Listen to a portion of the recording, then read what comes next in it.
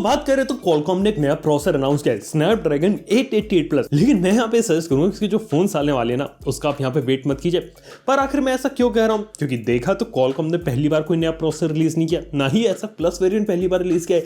लेकिन फिर भी इस टाइप के प्रोसेसर को लेने के लिए मैं कहूंगा कि इसके लिए कोई वेट करने की जरूरत नहीं है। दूसरों के ऊपर जाए तो वो ज्यादा समझदारी होगी।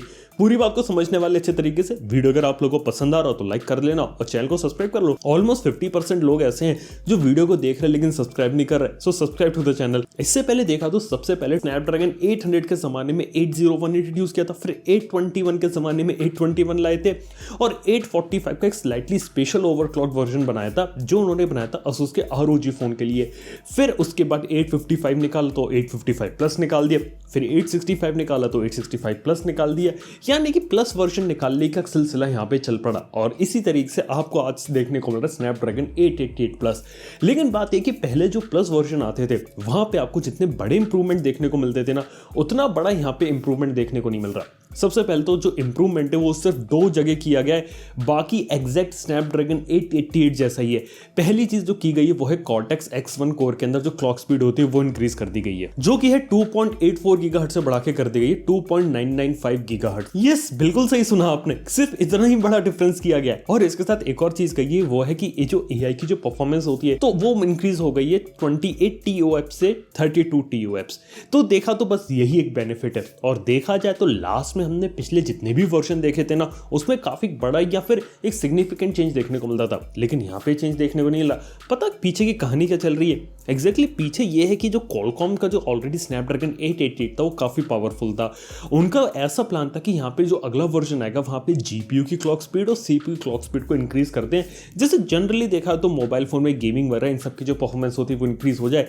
लेकिन आप लोगों को तो मालूम होगा कि स्नैपड्रैगन 888 कितना ज्यादा हीट करता था। उसके पीछे का एक रीजन ये था कि वहां पे GPU की क्लॉक स्पीड उन्होंने ज्यादा कर दी थी, और वो सिर्फ इसलिए किया था क्योंकि एप्पल की A14 चिप्स से उन्हें कंपीट करना था और उसके बराबर का बेंचमार्किंग स्कोर शो करना था। और जो एप्पल के A सीरीज चिप्स थे ना वो GPU वाले डिपार्टमेंट में ज्यादा आगे निकल रहे थे, और इसीलिए Qualcomm ने Adreno GPU के अंदर काफी ज्यादा जो स्पीड थी वो इंक्रीज कर दी थी 888 में, जिसके अंदर हीटिंग हो रही थी। और इसीलिए स्नैपड्रैगन 888 प्लस था ना वहां पे GPU की स्पीड को छेड़ा नहीं गया, क्योंकि वो पहले से इतनी ज्यादा ओवरक्लॉक हो रखी कि ऑलरेडी हीटिंग मचा रही है। अगर इसको वो और ज्यादा क्लॉक स्पीड हाई कर देंगे तो फिर पता नहीं कहां कहां कितनी गर्मी आ जाएगी। और इसलिए देखा जाए तो काफी सारे फोन जिनमें स्नैपड्रैगन 888 इंप्लीमेंट हुआ, कुछ में हीटिंग इश्यूज देखने को मिले, कुछ में थर्मल थ्रॉटलिंग कंट्रोल करने के लिए बड़ा वेपर चेंबर लगाना पड़ा। अलग अलग चीजें इंप्लीमेंट करी कंपनीज ने ताकि हीटिंग को कंट्रोल किया जा सके, और यही सारी चीज कैरी फॉरवर्ड हो गई स्नैपड्रैगन 888 में। वैसे अगर मैं GPU की बात कर रहा था ना तो Qualcomm से पहले लग रहा है सैमसंग ने GPU की बाजी मार ली है, क्योंकि वहां पे उन्होंने कर लिया है Exynos और AMD की जो पार्टनरशिप होगी ना, और उसमें जो AMD का GPU आने वाला है तो उसके कारण क्या है कि Exynos की गेमिंग की परफॉर्मेंस एप्पल की A14 चिप से आगे निकल गई है। एक लीक बेंचमार्क आया था उसके बारे में बता रहा हूं मैं, क्योंकि उसके बेसिस पे इंफॉर्मेशन पता चलती है, देखते तब क्या रहता है। लेकिन फिलहाल के समय स्नैपड्रैगन 888 की तो कहानी यही चल रही है। तो देखा जाए तो ऑलरेडी Qualcomm के डिपार्टमेंट में एंड्रॉइड में आज के समय स्नैपड्रैगन 888 प्लस काफी पावरफुल हो जाती है, और ऑब्वियसली क्लॉक स्पीड उन्होंने इंक्रीज कर दी है। लेकिन बात यह है कि Qualcomm 888 इतना स्टेबल चिप नहीं है। अगर हम बात करें स्नैपड्रैगन 870 की, वो कंपैरेटिवली ज्यादा स्टेबल है। उसके पीछे का रीजन ये कि स्नैपड्रैगन 870 के अंदर जो बनाई गई थी ना वो बनाई गई थी 865 प्लस के ऊपर का वर्जन, यानी कि 870 को बनाने का पीछे का रीजन ये था कि उन्हें एक सस्ता अफोर्डेबल सेगमेंट में एक चिप चाहिए था, क्योंकि ऑलरेडी स्नैपड्रैगन 888 बनाने की कीमत उन्हें काफी ज्यादा पड़ रही थी और वो जानते थे हर कंपनी से अफोर्ड नहीं करेगी, इसलिए एक छोटा और सस्ता मॉडल निकालते स्नैपड्रैगन 870 का। और वहां पे फायदा निकल गया कि वो सस्ता भी है, उसकी परफॉर्मेंस भी फ्लैगशिप लेवल की है, और वहां पे ऐसे हीटिंग इश्यूज देखने को नहीं मिल रहे। तो जो अच्छा एक स्टेबल चिप होती है ना वो आपको देखने को मिल रहा है। और टू बी फ्रैंक अभी तक हम कुछ ऐसा फर्क भी नहीं बता सकते कि आपके फोन के अंदर 870 या 888 है। आप चलाकर देख लेना, किसी भी गेम, कोई भी एप्लीकेशन, कोई भी एंड्रॉइड वर्जन, कुछ भी यूज कर लो, कोई बड़ा डिफरेंस है, कोई भी चीज आप यहाँ पे नोटिस नहीं कर सकते। जो चीज स्नैपड्रैगन 870 कर सकता है वो 888 भी कर सकता है। सिर्फ जो डिफरेंस आपको देखने को मिलेगा वो रॉ स्पेसिफिकेशन और बेंचमार्किंग के अंदर है। इसको छोड़ के कहीं भी डिफरेंस नहीं बताया जा सकता।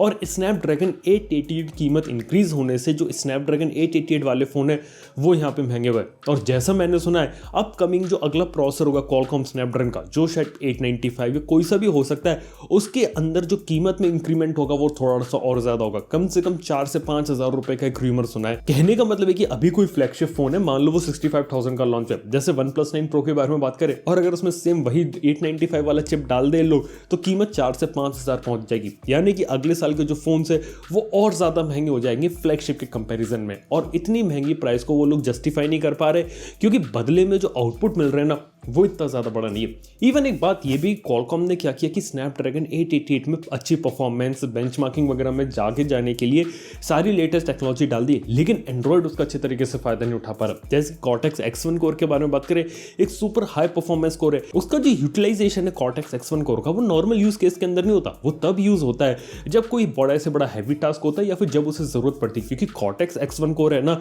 वो पावर एफिशिएंट नहीं है, वो बैटरी ज्यादा ड्रेन करेगा, हीट ज्यादा निकालेगा, इसलिए उसका जो लिमिटेड और लिमिटेड यूज के लिए रखा गया है वहां पे। इसलिए क्वालकॉम ने देखा जाए तो X1 कोर की परफॉर्मेंस तो बढ़ा दी, लेकिन रियल वर्ल्ड के अंदर इसका कोई बड़ा और कोई मेजर इंपैक्ट यहाँ पे आपको देखने को नहीं मिलेगा। और अगर हम ओवरऑल बात करें तो एंड्रॉइड और उसके अंदर कोई ऐसी ऐप मौजूद नहीं है जो इन सारे प्रोसेसर का अच्छे तरीके से यूटिलाइजेशन कर सके। कोई भी ऐप इन सारे प्रोसेसर को एग्जैक्ट ध्यान में रख के नहीं बनाई जाती, जैसे पीसी के अंदर होता है। पीसी के अंदर क्या रहता है, एक अच्छा गेम डाल लोगे तो आप सेटिंग हाई कर सकते हो, और जो गेम होता है वो लो सेटिंग पे किसी लो एंड पीसी पर भी चलेगा, और अगर हाई सेटिंग कर दोगे तो आपको हाई एंड पीसी चाहिए। ये कहानी यहाँ पे एंड मोबाइल फोन के अंदर ट्रू नहीं है।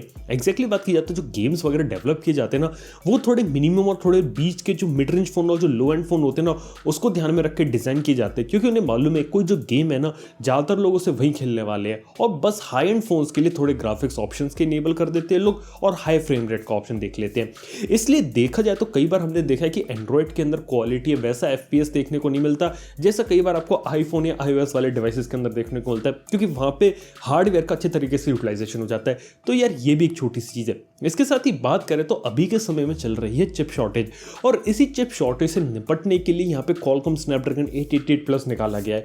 कहने का मतलब ये कि स्नैपड्रैगन 888 जब उन्होंने फैब्रिकेट किया होगा तो यहाँ पे उनके पास कुछ ऐसे प्रोसेसर आ गए होंगे जिनके अंदर X1 कोर की स्पीड थोड़ी ज्यादा होगी या फिर थोड़ी बेटर क्वालिटी के होंगे, और इस चीज को यहाँ पे प्रोसेसर बिनिंग कहा जाता है। और जब उन्होंने देखा होगा तब उनके पास थोड़ी अच्छी क्वालिटी के थोड़े एक्स्ट्रा प्रोसेसर आ गए, तो सोचा हो कि आगे चल के उन्हें डिस्ट्रीब्यूट कर देते हैं। और जो चिप शॉर्टेज चल रही है, जो करंट में हमारे पास मिड रेंज वाले चिप्स अभी अवेलेबल नहीं है, तो जो महंगे प्रोसेसर होते हैं उनको मार्केट के अंदर डिस्ट्रीब्यूट करते हैं। तो पीछे की यही कहानी चल रही है। और चिप शॉर्टेज के बारे में बात बताओ तो ये अगले साल तक भी एग्जिस्ट रहने वाला है, जिसका नतीजा ये रहेगा कि अभी आने वाले समय में प्रोसेसर के दाम और ज्यादा बढ़ने वाले हैं, और सबसे बड़ी दिक्कत आने वाली है जो बीच के जो मिड रेंज और जो लोअर सेगमेंट के प्रोसेसर है ना उनके अंदर जो कमी है वो आपको काफी ज्यादा देखने को मिलने वाली है।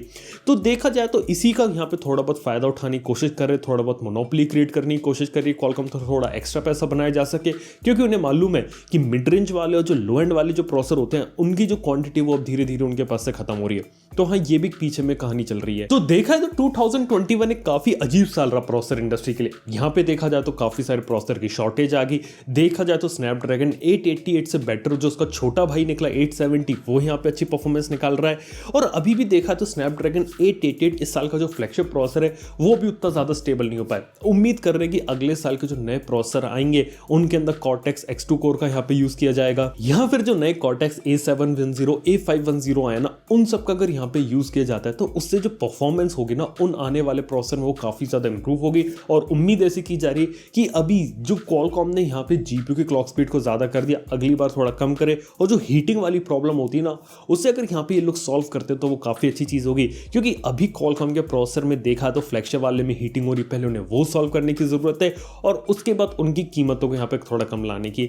लेकिन यहाँ पे देखा तो स्नैपड्रैगन 888 वाली सीरीज अब इतना एक्साइट नहीं कर रही, लेकिन उसके जो नीचे 870 वाले होते हैं ना जहाँ पे स्टेबिलिटी भी अच्छी मिलती है और उनके फोन के जो प्राइसेस होते हैं वो भी काफी सही होते हैं, इसलिए वो ज्यादा बेटर वैल्यू फॉर मनी बना देते हैं आज के समय में। और अगर ऐसे ही चलता रहा ना तो अगले साल भी 870 का भी अगला सक्सेसर देखने को मिल सकता है, शायद 875 या 880 कोई से भी नाम का हो सकता है, लेकिन देखने को मिलेगा जरूर, क्योंकि ये स्ट्रेटेजी क्वालकॉम की काफी ज्यादा सही रही। क्योंकि अगले साल जो 895 जो भी होगा उसकी कीमत तो काफी ज्यादा होने वाली है। तो दोस्तों ये पीछे के रीजंस होते हैं।